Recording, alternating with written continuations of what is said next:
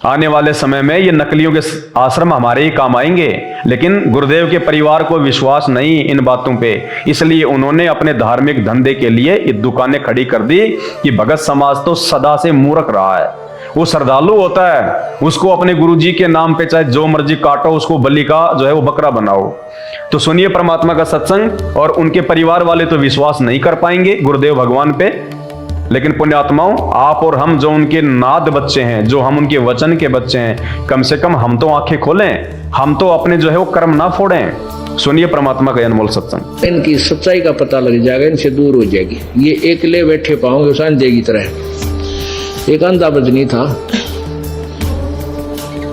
और वो रोज आकर गांव में किसी न किसी का बैठ जाता, 10-20 आदमियों ने नवाजो मैं सामने भजन सुनाऊंगा। अब उन्होंने सोचा भाई यू सूरदास तीसरे दिन आ बैठे है, यू पीछा छोड़े नहीं ना, सोन देख और फसल का काम है। तो उसको गांव की बनी में ले गए। अब सूरदास यहाँ तो आदमी आओगे, यहाँ ज्यादा आदमी आओगे बाहर के व्यक्ति, और यहाँ जगह थोड़ी है गांव के मैदान में, आपको चलो बाहर बनी में करना है अपना भजन। अगर भाई चलो फिर तो बहुत अच्छी बात। वहां जाके खड़ा कर दिया, वो एक रास्ता था, उस रास्ते के ऊपर एक मैदान से खड़ा कर दिया अंधा, और 2-4 उसके साथ चले गए। उसने जब शब्द 5-4 भजन का इतने, हाँ क्या बात कही, हाँ क्या, फिर ने बोले हम नहीं बोलेंगे भी, तेरी बात में ज्ञान गणाएगा, तू एकला लगा रही है। अका अच्छी बात। अब अंधन हो गए, 2 घंटे बोलते ने, वो गाने गावे। इतने में एक रास्ते चलता आदमी आ गया कोई रात में, वो कहने लगा रहे गाने वाले, ओ गाने वाले भाई मैंने उस गांव में जाना, रास्ता बता। तो अंधा बोला रे निकम्मे, यो देश बैठा है यहाँ पे, कितने आदमी बैठे, इतना मैं पाया रास्ता पूछने। वो बोला तेरा फूफा बैठा है, कोई भी कोई ना, एकला भांडा खड़ा खड़ा। अरे कोई यहाँ पर कोई नहीं है, तू आप पर बांडन लाग रहा खड़ा खड़ा, कोई नहीं तेरे साथ। तब उसका समझ में आई रहा तेरा गजब हुई, तेरी तो धोखा हो गया भाई। तो इनके साथ ऐसा होगा, इन नकली संतों ऋषियों और मंडलेश्वरों के साथ ये एकले बंडा करेंगे अपने उड़ा बैठ कर इन आश्रमों में, कमरे में। और वो दिन आएगा कि आश्रम ये भाग जाएंगे छोड़ कर किता है, और वो आश्रम इन भक्ताएं का काम आओगे जो पुण्यात्मा जिनने वो बनाया है, सच्चाई सच्चे ज्ञान से परिचित होकर ये तत्व ज्ञान उन्हीं आश्रमों में वे आप प्रचार करवाया करेंगे। अब वो उनका लगाया हुआ पैसा वहां पर इतना अब सदुपयोग हो सकेगा ना, तो भाड़ में झोंक दिया, कति पाप में हिस्सा कर दिया, जो आश्रम बनवा दिए नकली संतों के, नकली दवाई, नकली हॉस्पिटल, और मरवा दी जनता, यानी आत्माओं का विनाश करवा दिया। वो दान किया हुआ भी पाप में सहयोगी हुआ उनका। अब कुछ दिनों में ये पता चलेगा, जब देखना ये रोया करेंगे पुण्यात्मा अपने गए हुए जीवन को। तो ऐसे धर्मदास जी समर्पित थे। और एक सत्संग में तो हमारे गुरुदेव भगवान ने, जब उनसे किसी ने कोई सवाल किया कि महाराज जी आप कोई आश्रम क्यों नहीं खोल लेते, लोगों ने बहुत सारे आश्रम खोल रहे हैं, आप भी 2-4 आश्रम खोल लो, उन आश्रमों में भी जो है सत्संग हुआ करेगा, ज्ञान प्रचार हुआ करेगा। तो गुरुदेव भगवान ने बड़े ही मजाकिया लहजे में कहा कि मन के अड़े कोई भैंस बांधनी है, बनेगा तो ठीक, अगर ना बनेगा तो ठीक, अपना भजन तो कहीं नहीं जा रहा, मुझे तो भजन करने के लिए एक बाथरूम बतेरा। गुरुदेव कह रहे हैं मुझे तो बाथरूम बहुत है भजन करने के लिए, जिसने भक्ति करनी होगी, भजन करना होगा, वो कहीं भी कर लेगा, ड्रामे करने की जरूरत नहीं है। तो गुरुदेव भगवान कहते हैं मन के आश्रम खोल के अड़े कोई भैंस बांधनी है के, मुझे कोई जानवर थोड़े पालने हैं। पुण्यात्माओं सुनो ये परमात्मा का सत्संग, और उसके बाद में आंखें खोलना। आज ये जानवर बांधने के लिए आश्रम खोले जा रहे हैं, क्योंकि भक्तों को जानवर समझा जा रहा है, भेड़ बकरी सिर्फ दान दक्षिणा के लिए। आपने अपने गुरुदेव भगवान के वचन अनुसार भक्ति करनी है, या गुरुदेव के इस कलियुगी परिवार के अनुसार आपने अपने जीवन का सत्यानाश करना है। सुनिए परमात्मा का सत्संग। कहते 5 इंद्री कस के बांधे और छोटा मन भाई, अपने स्वार्थ छोड़ दे, न्यू नहीं इच्छा रहा गई यू और हो जा। और फिर उसने कहा भाई थोड़े दिए पैसे वाले न्यू बनावांगे, हमारा लेखा बनो चाहे ना बड़ो, मन ना डके मैस बांधनी तो दे उसका भला, बनेगा इनका भला, ना अपना कर्म किता नहीं, अपनी भक्ति करा डट के बनेगा तो थारे लिए बनेगा, थारी पीढ़ियां खातिर बनेगा। ना बढ़ेगा तो कति नो इच्छा नहीं कि वो बने। नो इच्छा हुई उससे दिन को सर दिमाग में घूमने लग जाएगा, रसोई की जरूरत थी, बाथरूम की जरूरत थी। तो कहते हैं पांचों इंद्री कस के बंद है और छठा मन भाई, और जाके आगे राजा पराधीन है, 3 लोग ठुकराई। मांगन लग गया तो थरबर ना खड़ा रहूंगा, तीसरे दिए भाई काटिए पर्ची 20 रुपया की, मेरा क्या 8 लाग रही है, एक कोठड़ी तेरी, बाथरूम तेरा, रात काटन है, जिसने भजन करना हो कितना भी कर सकता है। तो इस प्रकार जब तक हम यथार्थता को नहीं पकड़ेंगे इतने नहीं भ्रमते रहते हैं। उसके बाद पुण्यात्माओं और अच्छे से हमारे को अध्यात्म के बारे में समझाने के लिए, इस काल भगवान की सूक्ष्म चाल से अपना बचाव करने के लिए कितने प्यारे ढंग से परमात्मा ने हमें बताया आश्रम के बारे में। देखो, एक आश्रम खोलना तो लाजमी है, जरूरी है, क्योंकि ये कलयुग है। माता बहनें भी आएंगी, बाल बच्चे भी आएंगे, बुजुर्ग भी आएंगे, तो कम से कम उनकी सुरक्षा के लिए, उनकी सेफ्टी के लिए, उनके खाने पीने के बंदोबस्त के लिए, नहाने धोने के लिए आश्रम जरूरी है, दीवारें जरूरी हैं। वो परमात्मा ने किया, केवल एक ही आश्रम उन्होंने खोला जब तक वो रहे।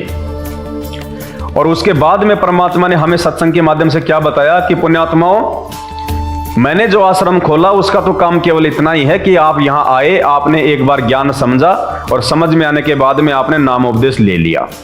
अब आप अपने घर पे जाके खुद अपना आश्रम खोलो।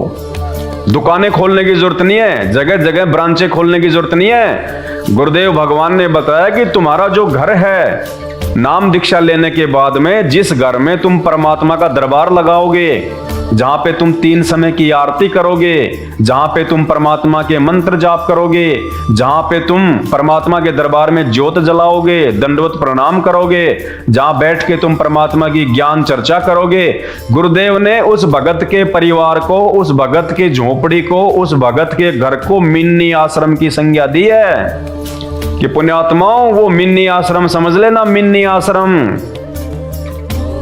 जब परमात्मा ने भगत के घर को ही मिन्नी आश्रम बना दिया, कौन से भगत के घर को? जो गुरु को भगवान मानेगा, जो गुरु जी की मर्यादा में रहेगा, और जो गुरु जी की सही तरीके से भक्ति करेगा, एक भगत बनके, दास बनके।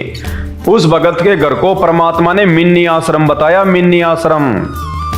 तो पुण्यात्माओं, फिर ये आश्रम खोलने की आवश्यकता कहां पड़ गई भाई? वर्तमान में हमारे गुरुदेव भगवान बैठे हिसार जेल में, भक्ति उन्होंने हमारी को दे ही दी है, और बाकी जिन लोगों को भक्ति लेनी है तो उनको गुरु जी का इंतजार करना चाहिए, क्योंकि वो अपना गुरु संत रामपाल जी के भाई बंधुओं को नहीं बना सकते। उन्होंने संत रामपाल जी को ही अपना गुरु बनाना पड़ेगा अगर वो सत्संग उनके सुन रहे हैं तो नाम दीक्षा के लिए उनको संत रामपाल जी का इंतजार करना पड़ेगा। और नाम दीक्षा के बाद में जब उनका घर ही उनका आश्रम है, तो फिर हमने बाकी आश्रमों की आवश्यकता क्या है? सुनिए परमात्मा का ये सत्संग। फिर क्या बताते हैं कबीर, राम रटत निर्धन भलो और टूटी घर की छान, वो सुंदर महल किस काम के जहां भक्ति नहीं भगवान। पुण्यात्माओं, आज परमात्मा के बच्चे जिनको दीक्षा प्राप्त हो चुकी है, उसके परिवार के अंदर एक मिनी आश्रम बन गया। ऐसा स्थान बनाया जाता है जहां भगवान के स्वरूप को रखते हैं, जहां परमात्मा की ज्योति जलाई जाती है। सभी उठकर वहां प्रणाम करते हैं। सुबह और शाम दोपहर को भगवान की चर्चा चलती है, रमैणी होती है, आरती होती है, सुबह के नित्यनेम होते हैं। फिर दिन में जब भी टाइम लगता है, कोई मंत्र कर रहा है, कोई सिमरन सतनाम का कर रहा है, तो कितना माहौल बदल गया। ना उसमें बकवाद बतलाना हो, वो न बोला, वो न बोला, उसका नाश होगा, उनका ऐसे नुकसान होने वाला है, वो ऐसी गलती करते हैं। तो इस तरह की बकवादें बतला के उस परिवार, उस घर के अंदर हम ये कुविचार छोड़ देते थे। फिर वो कुविचार हमारे मस्तिष्क में टकराते रहते थे, हमें डिस्टर्ब रखते थे, शांति नहीं होने देते हैं। और जब परमात्मा की महिमा और अमृतवाणी जब स्टार्ट होती है, तो कुविचार ऊपर चले जाते हैं और सुविचार उस घर में धीरे धीरे स्थापित होने लग जाते हैं। फिर घर में शांति शुरू हो जाती है। ये तरीका है और उसके बाद परमात्मा ने बड़े प्यारे तरीके से बताया, मंदिर का उदाहरण देके बताया गुरुदेव भगवान ने कि यदि मंदिर में भगवान हो सकता है तो आपके घर पे भी आ सकता है भगवान। मंदिर यानी आश्रम। जगत वालों को परमात्मा ने समझाया सत्संग के माध्यम से कि तुम मंदिर में जाते हो, वहां पे पूजा पाठ करते हो, किस लिए? कि वहां पे भगवान है। तो गुरुदेव ने बताया इस गलतफहमी में मत जियो। भगवान तो सर्वत्र है, वो कण कण में व्यापक है। मोको कहां ढूंढे रे बंदे, मैं तो तेरे पास में, ना मंदिर में, ना मस्जिद में, ना काशी कैलाश में। तो परमेश्वर तो सर्वत्र है। अगर मंदिर में भगवान हो सकता है तो आपके घर पे भी आ सकता है भगवान। मंदिर में क्या होता है? वहां पे साफ सफाई होती है, स्वच्छता होती है। मंदिर में कोई बीड़ी सिगरेट मांस पीने वाला आदमी जो है वो प्रवेश नहीं करता। तो गुरुदेव ने बताया कि ये सारी सावधानी, ये सारी की सारी स्वच्छता तुम अपने घर पे भी रखो, वहां भी भगवान आएगा, डेफिनेटली आएगा। जब मंदिर में आ सकता है तो तुम्हारे घर पे भी आ सकता है। तो इस सत्संग के माध्यम से पुण्यात्माओं हमें परमात्मा ने यह समझाना चाहा है, यदि आश्रम में भगवान हो सकता है, यदि किसी नामदान सेंटर पे भगवान हो सकता है, तो आपके घर पे भगवान क्यों नहीं हो सकता? अगर आपके घर पे भगवान नहीं है या नहीं आ सकता है तो फिर आप क्या दीवारों के सामने रोजाना दंडवत प्रणाम करते हो? क्या आप दीवारों के सामने ज्योत जलाते हो? क्या आप दीवारों के सामने खड़े होकर आरती करते हो? यदि गुरुदेव भगवान आपके घर पे नहीं है तो ये सत्संग सुन के हमने विचार करना पड़ेगा पुण्यात्माओं। आज इस काल भगवान के सूक्ष्म चाल और इसकी जाल से बाहर निकलने के लिए जो इसने सतलोक आश्रम मैनेजमेंट हरियाणा के माध्यम से लाखों की संख्या में भाई बहनों को जो है वो फंसा रखा है। अगर इन फर्जी आश्रमों में संत रामपाल जी भगवान हो सकते हैं, इन फर्जी नाम दीक्षा सेंटरों पे भी संत रामपाल जी भगवान हो सकते हैं, हमारी नजरों में तो नहीं है। हमें तो परमात्मा ने ज्ञान से परिपूर्ण कर दिया, सही और गलत का नीर खीर का निवेरा करना सिखा दिया। हम साध संगति से जुड़े हुए सत्सेवक भाई बहनों को तो एक नहीं, 1000 नहीं, 1,00,000% पूर्ण विश्वास है कि घट ही में गंगा, घट ही में जमुना, घट ही में है जगदीश।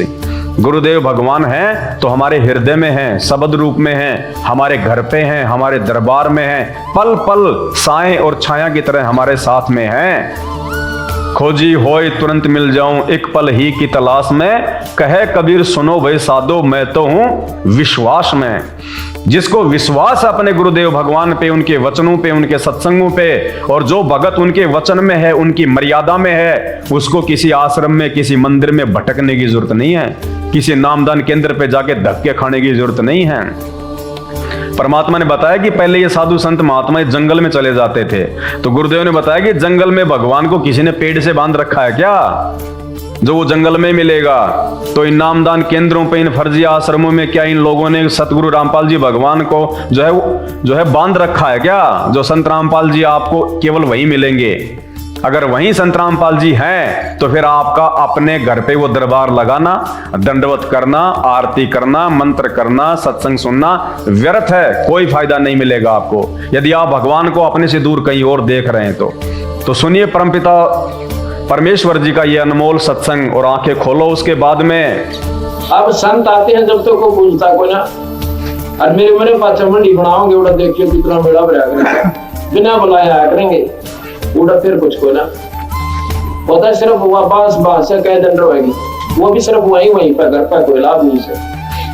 अब ये बीमारी नहीं हटती हमारे हृदय से, ये हटाए बिना बेड़ा पार नहीं हो सकता। राम का नाम ले, क्या भगवान घर में कोई नहीं हो सकता?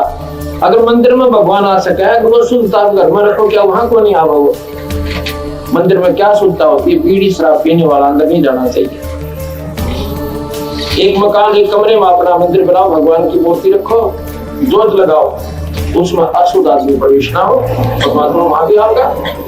मंदिर में जाओगे तो घर टांग टूट ले, तो भगवान ने घर क्यों ना रखो? अगर वो मंदिर में है तो वहां भी आपके होगा। फिर एक सत्संग में सतगुरु रामपाल जी भगवान ने और बड़े अच्छे से हमारी आंखें खोलने का जो है वो प्रयास किया है। गुरुदेव भगवान ने बताया कि आपका ये जन्म मरण का रोग जहां ये दास होगा, वहां से नाम लेने से कटेगा। जिस समय गुरुजी बरवाला आश्रम में थे तो गुरुदेव ने कहा कि जहां ये दास है या जहां ये दास रहेगा वहां से नाम लेने से आपका जन्म मरण का रोग कटेगा, अन्यथा नहीं कटेगा।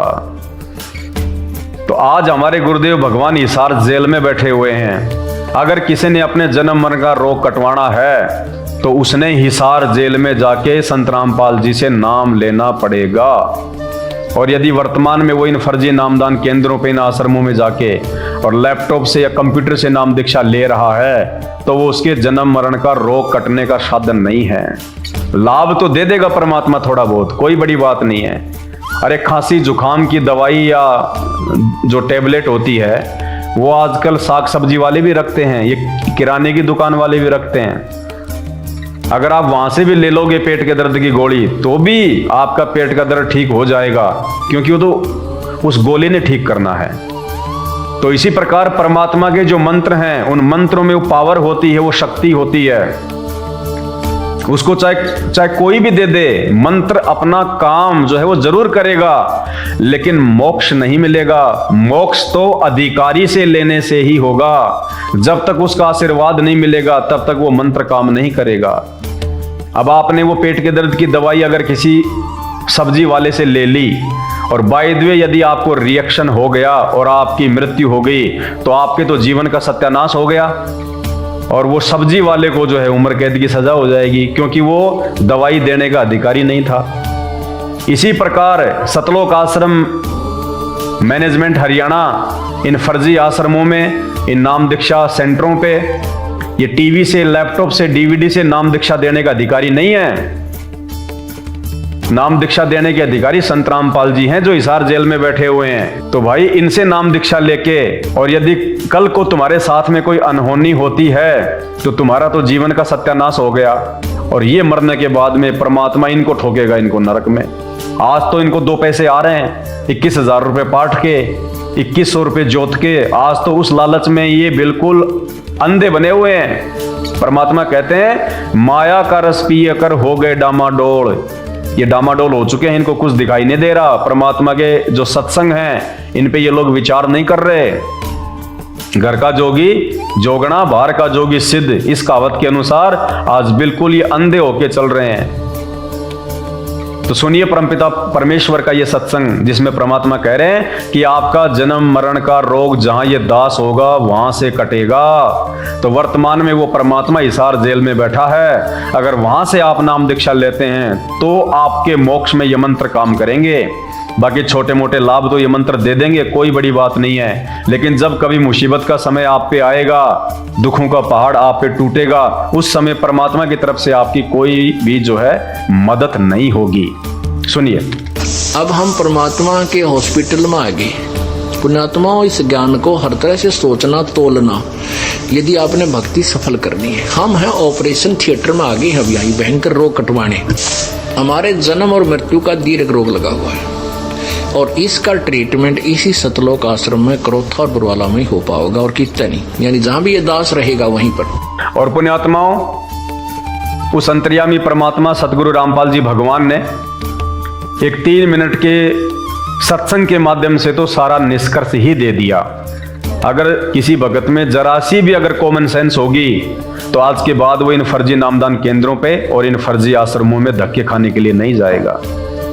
परमात्मा ने राधा स्वामी वालों पे सत्संग करते हुए बताया कि देखो ये कितनी भोली आत्माएं हैं जो इनके पीछे लगी हुई हैं, और ये कहते हैं कि परमात्मा तो निराकार है, निराकार है। सतलोक में जाके आत्मा ऐसे मिल जाती है जैसे बूंद समुद्र में।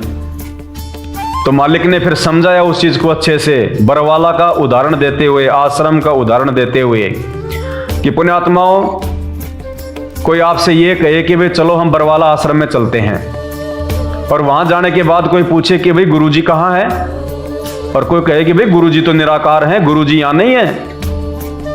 तो सतगुरु रामपाल जी भगवान ने बताया, जब गुरुजी आश्रम में है ही नहीं तो फिर क्या उस आश्रम में हम टिंडे लेने जाएंगे? अरे आश्रम में हम इसलिए जाते हैं कि हमारे को गुरुजी अपने मुख कमल से जो है वो सत्संग सुनाए, हमें वहां पे गुरुजी का आशीर्वाद प्राप्त हो, साक्षात हमारे को सतगुरुदेव भगवान के जो है वो दर्शन हो, इसलिए हम आश्रम में जाते हैं। और कोई कहे कि आश्रम में तो गुरुजी है ही नहीं, तो फिर क्या उस आश्रम में तुम जो है वो टिंडे लेने जाओगे? और फिर गुरुदेव भगवान ने बताया कि उसके बावजूद भी इन आत्माओं की रुचि बनी हुई है, कति हद पाड़ दी। तो पुण्यात्माओं, आज इन आश्रमों में सतगुरु रामपाल जी भगवान नहीं बैठे, वे तो हिसार जेल में बैठे हुए हैं। ना तुम्हें वहां पे कोई आशीर्वाद मिल रहा परमात्मा का साक्षात, ना तुम्हें वहां पे कोई जो है परमात्मा से तुम्हें कोई नामदान जो है वो मिल रहा है, ना परमात्मा तुम्हें अपने सीने से लगा रहे हैं, ना परमात्मा तुम्हें अपने मुख कमल से वहां पे कोई जो है वो सत्संग सुना रहे हैं। तो इन आश्रमों में इस सत्संग के अनुसार तुम्हारे को क्या मिलेंगे? टिंडे। टिंडे यानी धक्के मिलेंगे, धक्के। तुम्हारा समय और पैसा बर्बाद होगा और कुछ नहीं, इससे ज्यादा। ये सत्संग भगवान के किए हुए हैं, और ये सत्संग कोई जानवरों की आंख खोलने के लिए नहीं है, अपने भक्तों को सावधान करने के लिए है। अब आप कहोगे जी उन आश्रमों में तो गुरु जी के सत्संग चलते हैं, आश्रमों में पाठ होता है, आश्रमों में ज्योति होती है, आश्रमों में गुरु जी की फोटो लगी हुई है, वहां जाके हम दंडवत करते हैं। अरे तो वो आश्रम तो परमात्मा ने आपके अपने घर को बता दिया कि भगत का घर भी मिन्नी आश्रम है। और अगर उन आश्रमों में जाके दंडवत प्रणाम करने से यदि तुम मानते हो कि गुरु जी का आशीर्वाद मिलेगा, तो भाई फिर तुम जो अपने घर पे जो दंडवत प्रणाम करते हो, फिर तुम्हें उसका कोई लाभ नहीं है, क्योंकि तुम्हारी सोच अनुसार तो वहां जाके दंडवत करने से लाभ मिलेगा, जबकि ये तो अध्यात्म के बिल्कुल जो है ये खिलाफ है। फिर तुमको कहां विश्वास है कि गुरुजी तुम्हारे घर पे हैं, तुम्हारे दरबार पे हैं? हम गुरुजी के वहां पे जो है वो दर्शन करने जाते हैं। अरे तो वो फोटोएं तो तुम्हारे घर पे भी लग रही हैं। उन आश्रमों में कौन सा जो है गुरुजी साक्षात आ रहे हैं?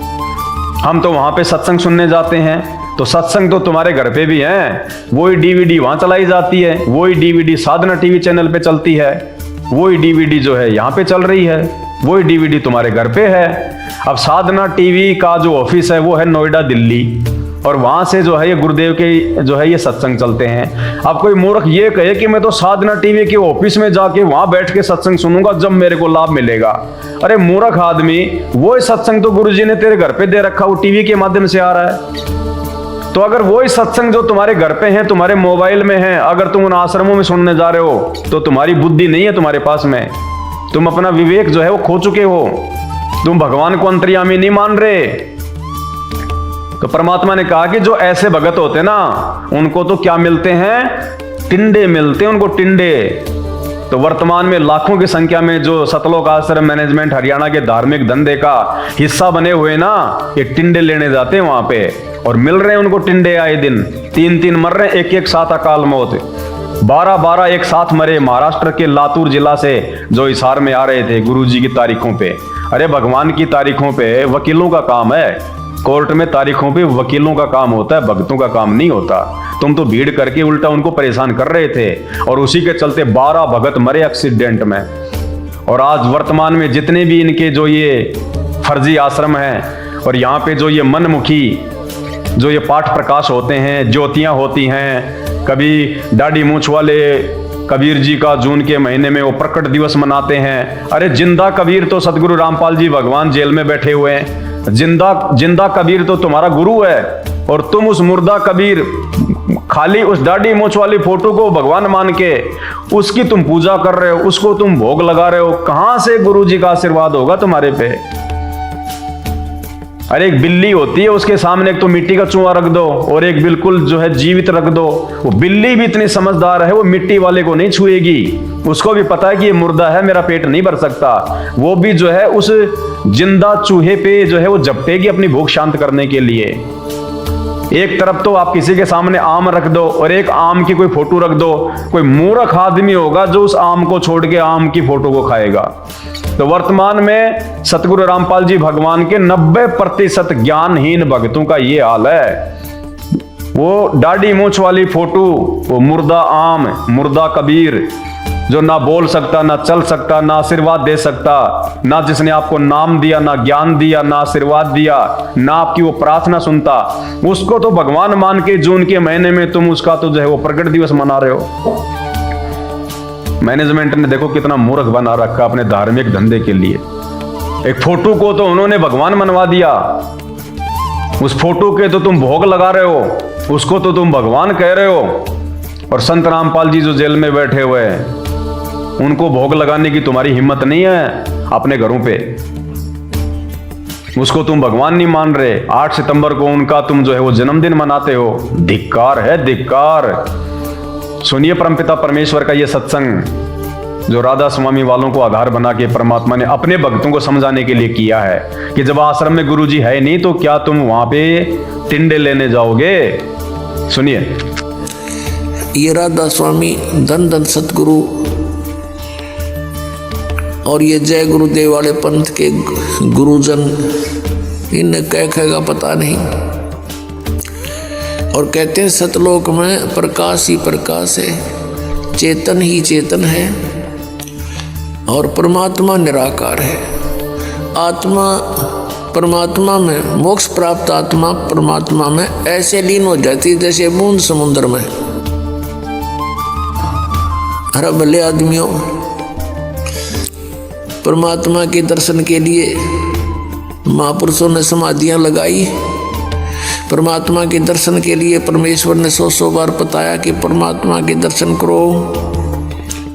अरस कुर्स पर सवेत गुमट है, जहाँ सतगुरु का डेरा। सवेत मुकुट सिर छतर विराजै और देखत ना उस चेहरे नो। यदि वहाँ परमात्मा है ही नहीं तो हम क्या करेंगे उड़े, वहाँ हमने क्या आवश्यकता जाने की। भगवान के लिए तरफ रहे हैं। अब कोई कहे कि उस आश्रम में चलो बरवाला में, और फिर कोई कहे गुरुजी तो है नहीं वहाँ पर, निराकार ही निराकार है, फिर टिंडे लेना होगा, यहाँ आदमी क्या करेगा। ऐसा मूर्ख बना रखा हमारे को। परमात्मा के लिए तरफ रहे हैं, उसके दर्शन करेंगे, अपना दुखड़ा रोवाएंगे, सीने से लगाएंगे, और लोग कहते वहाँ है ही नहीं। फिर रुचि भी बनी हुई है कि वहाँ जाने की। हद पाठ जी कती है, कितने श्रद्धालु हैं। और एक सत्संग आपने सुना होगा, नहीं सुना है तो आपको फिर से सुना देंगे, नानक जी बाला और मर्दाना के विषय में। जब नानक जी बाला और मर्दाना को प्रहलाद भगत के लोक में लेके गए थे तो विचार करना क्या कहा था उसने, प्रहलाद ने, कि वो जो संत होगा जो नानक जी के सैकड़ों वर्ष बाद जो आएगा इस धरती पे, यानी संत रामपाल जी के लिए उन्होंने जो संकेत किया कि वो भी जो है कबीर जी जैसा होगा और नानक जी जैसा होगा, उनके जैसा ही वो महापुरुष होगा। उसका जो प्रचार और प्रसार का जो एरिया है, जो क्षेत्र है, वो बरवाला होगा, बरवाला। यानी केवल एक ही आश्रम रहेगा सतगुरु रामपाल जी भगवान का, एक ही आश्रम। ये फर्जी आश्रमों के लिए भविष्यवाणियां नहीं है, संकेत नहीं है, केवल एक ही आश्रम के लिए। तो मुख्य आश्रम सतगुरु रामपाल जी भगवान का केवल बरवाला रहेगा, बरवाला। सुनिए सतगुरु रामपाल जी भगवान के मुख कमल से।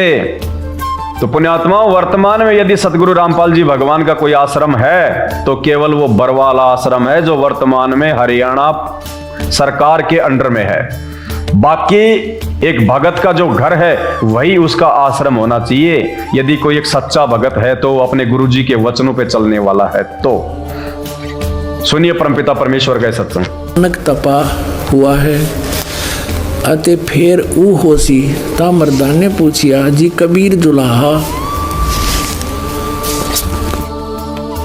होया ते नानक खतरी होए अते जी ऊ किस वर्ण होएगा, वो किस वर्ण विच होएगा, यानी किस जाति से होएगा, ते किस धरती पर होएगा होसी। और केड़े शहर ता प्रहलाद भगत किहा भाई पंजाब की धरती ते, और वर्ण जाट जट वर्ण होगा, यानी जाट जाति में होगा।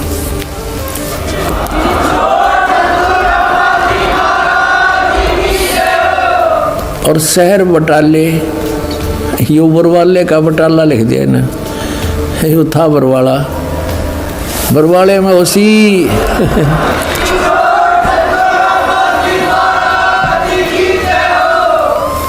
अब आप में से बहुत सारे भगत भाई बहनों के मन में शंका उत्पन्न हो जाएगी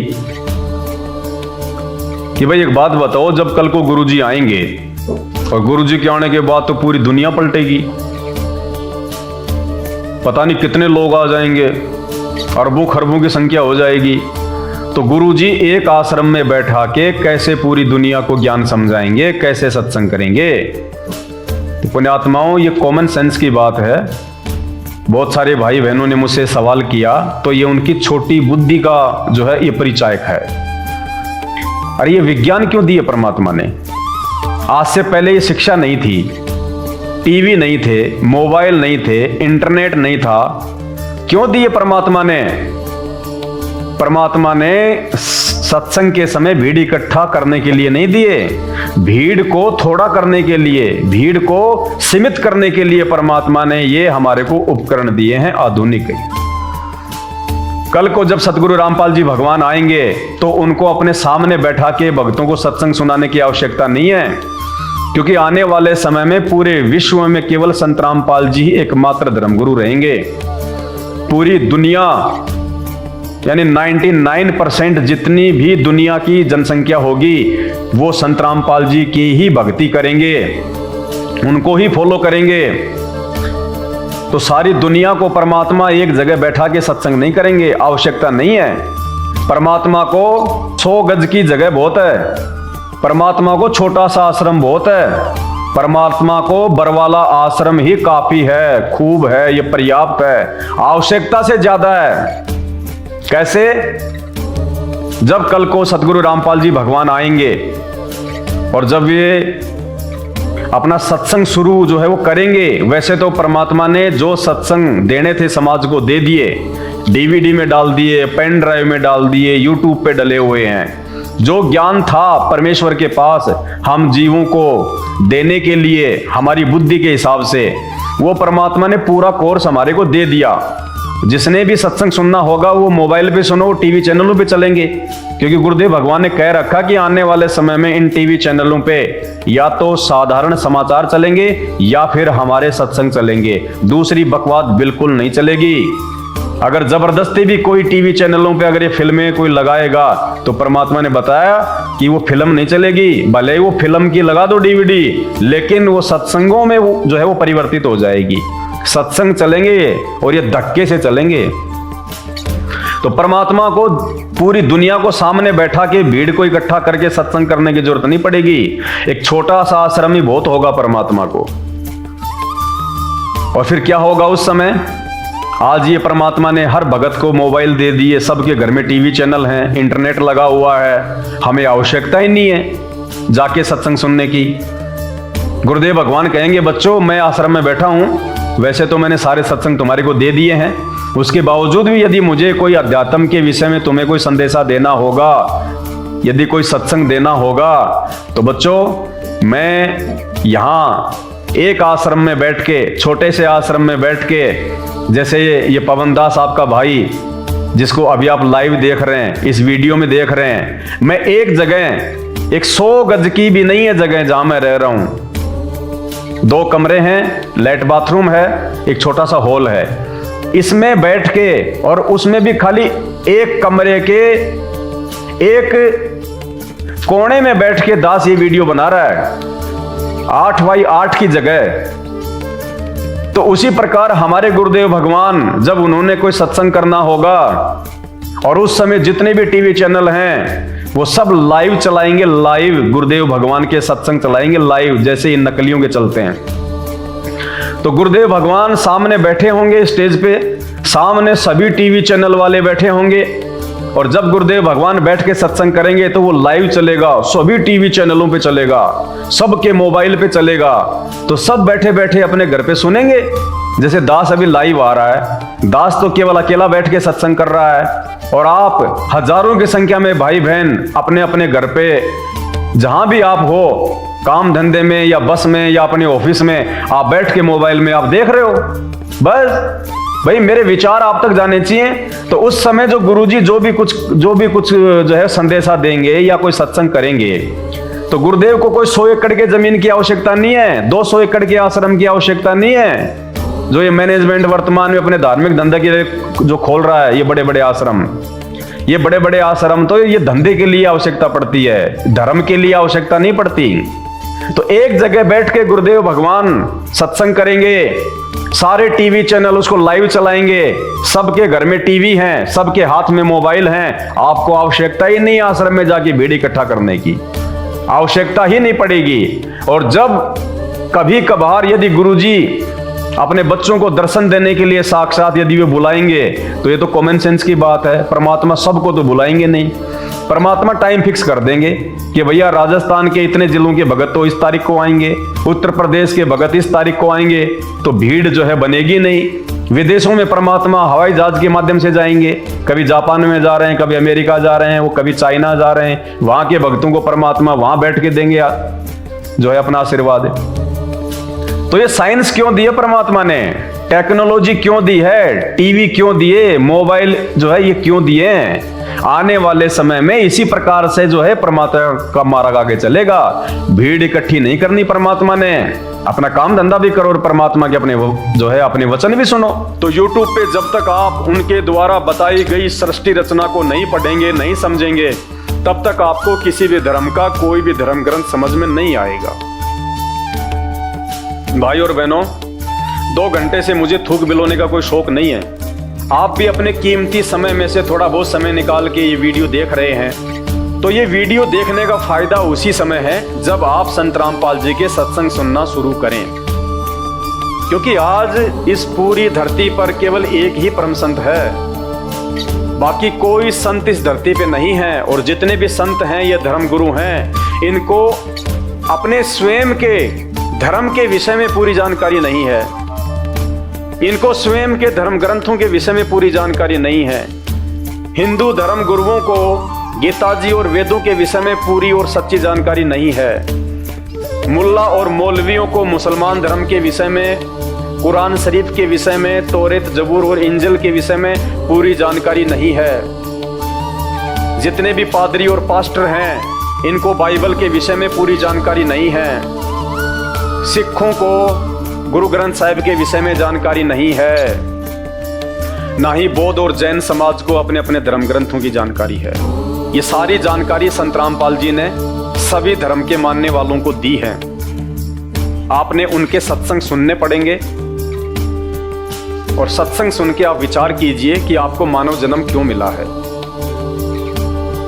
परमेश्वर कहते हैं, मानव जन्म पाए के जो नहीं रटे हरि नाम, और जैसे कुआं जल बिना फिर बनवाया क्या काम। ये 84 लाख योनियों से भिन्न एक मानव शरीर हमारी को केवल और केवल भक्ति के लिए मिलता है। अन्य योनियों में जाके महादुख भोगने से बचने के लिए मिलता है। और ये केवल उसी समय संभव है जब हम एक परमेश्वर की भक्ति करें। और एक परमेश्वर की जानकारी वर्तमान में पूरी पृथ्वी पे यदि किसी धर्मगुरु के पास में है, तो केवल परम पूज्य सतगुरु रामपाल जी भगवान के पास में है। और जब तक आप उनके सत्संग नहीं सुनेंगे, आप उनके विचारों से परिचित नहीं होंगे, तब तक ऐसे ही आप अपना ये अनमोल मानव जन्म बर्बाद करते रहेंगे। और आज मानव जन्म में आप कितने सुखी हैं बिना भक्ति और भगवान के। और कल को जब ये शरीर छूटेगा, हम 84 लाख योनियों में जाएंगे, उस समय हमारे साथ में क्या बीतेगी। आज आप एक गधे का जीवन देख लीजिएगा, आज आप एक बैल का जीवन देख लीजिएगा, कितना महादुख भोगता है। सारा दिन खेत में चलता है, गाड़ी में उसको किसान जोतता है। एक गधा सारे दिन ईंट के भट्ठे के ऊपर कितनी मेहनत करता है, सारा दिन ईंटें ढोते रहता है। अन्य पक्षी देख लीजिए, पशु देख लीजिए, एक कुत्ता देख लीजिए, सर में कीड़े पड़ जाएं, पूरे शरीर पे उसके खुजली हो जाए, एक्सीडेंट में उसका पैर कट जाए, कितने दुख भोगते हैं। आप और हमारे ऊपर तो छोटी मोटी कोई भी आपत्ति आती है, हम तो तुरंत अपने किसी रिश्तेदार को बता दें, कहीं से सहायता प्राप्त कर लें, मेडिकल प्राप्त कर लें, हॉस्पिटल में चले जाएं, भूख लग रही है तो खाना खा लें, कहीं भी 56 प्रकार के भोजन बना के खा लें। और कल को जब भक्ति सही नहीं करेंगे, और ये तो विधान है परमात्मा का, ये मोटे मोटे ग्रंथ भगवान ने कोई ऐसे थोड़े ना लिखवाए, मजाक में थोड़े लिखवाए। चारों वेद और ये गीता जी, ये पुराण, इनमें भक्ति और भगवान के विषय में जानकारी है। इस मानव शरीर से हमें क्या करना चाहिए उसकी जानकारी है। और यदि हमने वो कार्य नहीं किया, संत रामपाल जी की शरण में आके एकमात्र पूरे विश्व में उस तत्वदर्शी संत की शरण प्राप्त करके यदि हमने एक परमात्मा की भक्ति नहीं की, तो अगला जन्म 84 लाख योनियों का। फिर हमें ना कोई सत्संग के विषय में बताएगा, ना कोई समझाएगा, ना हम समझने के लायक रहेंगे। कहते माता पिता मिल जाएंगे लख 84 माही, सतगुरु की सेवा और भक्ति ये फेर मिलन की नाही। आज अनजाने में लोग कहते हैं माता पिता ही हमारे गुरु हैं, माता पिता ही हमारे गुरु हैं। बहुत अच्छी बात है, वो भी गुरु हैं, उन्होंने भी आपको जीवन जीना सिखाया है, बचपन में आपको शिक्षाएं दी हैं। लेकिन बिना आध्यात्मिक गुरु के वो माता पिता भी मरने के बाद 84 लाख योनियों में जाएंगे, और आप भी 84 लाख योनियों में जाएंगे। वहां पे ना आपको माँ बचाएगी, ना आपको वो पिता बचाएगा। तो ये परमपिता परमात्मा इस धरती पे प्रकट है, सबका पिता है, सबकी माँ है। ये हमें सत्य आध्यात्मिक ज्ञान देके 84 लाख योनियों से भी बचाएंगे। और इस शरीर में रहते सहते यदि हमारे ऊपर कोई संकट आना होगा, कोई परेशानी या कोई दुख आना होगा, हमारे कोई प्रारब्ध का, हमारे कोई पूर्व जन्मों के कुकर्मों का, उसको भी संत रामपाल जी अपनी भक्ति से काटने में समर्थ हैं। आपके ऊपर वो कष्ट नहीं आने देंगे यदि आप उनकी मर्यादा में रह के भक्ति करेंगे। तो मेरी केवल आपसे विनती है, आपसे प्रार्थना है, मैं आपको केवल समझा ही सकता हूँ, बता ही सकता हूँ, जानकारी ही दे सकता हूँ। बाकी प्यास आपको होनी चाहिए, भूख आपको होनी चाहिए, तभी आप उस चीज़ को प्राप्त जो है वो कर पाएंगे। तो आज के वीडियो में केवल इतना ही। आगे फिर परमपिता परमेश्वर के आशीर्वाद से आप सभी भाई बहनों के मार्गदर्शन के लिए वीडियो आते रहेंगे। अभी तक यदि आपने हमारे फेसबुक पेज पवन दास इस लाइव को फॉलो नहीं किया है तो आप जी फॉलो करें, वीडियो को शेयर करें, ताकि यह जानकारी अन्य भगत भाई बहनों तक भी पहुंचे जो अभी उन अज्ञानी और नकली धर्मगुरुओं के चक्कर में अपने मानव जीवन को बर्बाद कर रहे हैं। बंदी छोड़ सतगुरु रामपाल जी भगवान की जय हो।